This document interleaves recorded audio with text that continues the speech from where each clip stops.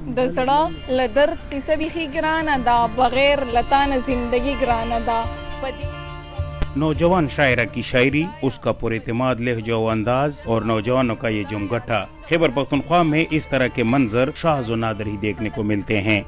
زما پسترگو شاعری مکوا، میری آنکھوں پر شاعری نہ کہو، کیونکہ میری آنکھوں پر شاعری کرنا مشکل ہے۔ مجھے اس بات کا احساس ہوتا ہے کہ کوئی ناراض نہ ہو، لیکن ہر کسی کا دل رکھنا بھی آسان نہیں۔ خزڑا ساتل دا ہر سڑی گرانا دا۔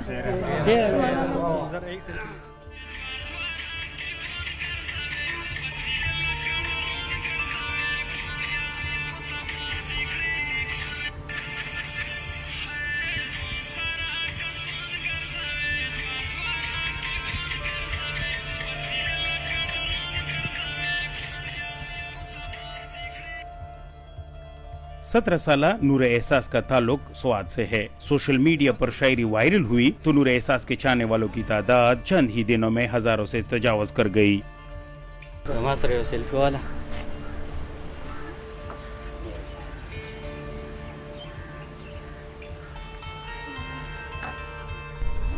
زیادہ مشکلات تو میرے گھر والوں نے دی ہے، میرے فیملی والوں نے، کزن نے، پھوپھو نے، خالہ نے، ان سب نے بہت مشکلات پیدا کیے، پر اپنے مقصد میں کامیاب نہیں ہو سکے۔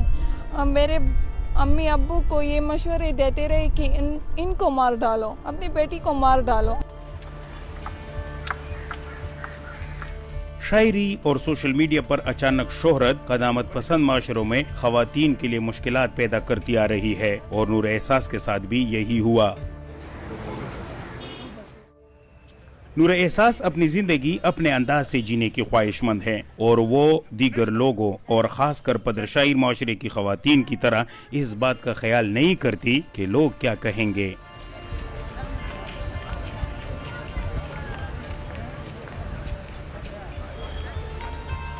روزانہ تو بہت فین ملتے ہیں، راستے میں، گھر جاتے ہوئے، باہر نکلتے ہوئے، سارے میرے فین ہیں KPK میں۔ دوسرے خواتینوں کو تو اچھا نہیں لگتا، کیونکہ وہ تو سوسائٹی ہے پختونوں کی، اس وجہ سے ان کو اچھا نہیں لگتا، اور میں تو نقاب میں آتی ہوں سوشل میڈیا پہ، اچھا لگتا ہے کیونکہ ان لوگوں کی وجہ سے میں فیمس ہوئی ہوں۔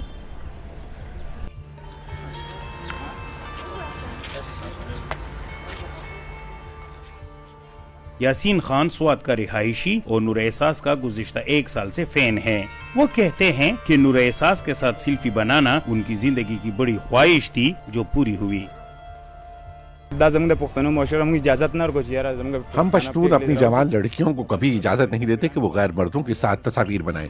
یہ پریکٹس ہمارے معاشرے میں قطعاً نہیں، لیکن نورا کے ساتھ پیار اور خلوص کی وجہ سے ہم نے تصویریں بنوائی، اور انہوں نے ہمیں بہت عزت و احترام بھی دیا۔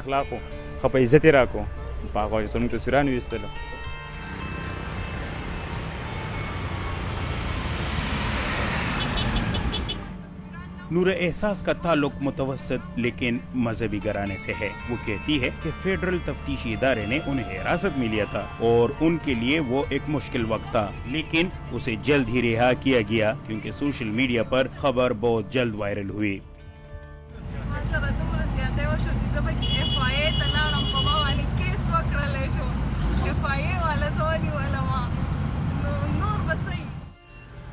وسیم جان کہتے ہیں کہ نقاب اور نور احساس کا مخصوص انداز اس کی پہچان بن گئی ہے۔ میں نے نورا احساس کو ان کی آواز سے پہچانا۔ میں نے ان کی شاعری سوشل میڈیا پر سنی اور دیکھی تھی۔ ان کے خلاف جو لوگ غلط پروپیگنڈا کرتے ہیں وہ بہت برا کرتے ہیں۔ شاعری کو زیادہ تر لوگ عموماً عشق و محبت سے جوڑتے ہیں، اس لیے خواتین کے لیے یہ معیوب سمجھا جاتا ہے۔ پشتون شعراء میں خواتین شعراء کی تعداد نمک میں آٹے کے برابر ہے، اس لیے ایسی خواتین کو باغی سمجھا جاتا ہے۔ نہیں، مجھے محبت نہیں تھی، پر میں نے ایسے زندگی میں ایسے زخم کا ہے جس کی وجہ سے میں نے شاعری کرنا شروع کی۔ ماں باپ نے مجھے بہت پیار دیا، میں نے بھی اسے بہت پیار دیا۔ سوشل میڈیا پر نور احساس پر بہت سے لوگ سخت تنقید بھی کرتے ہیں۔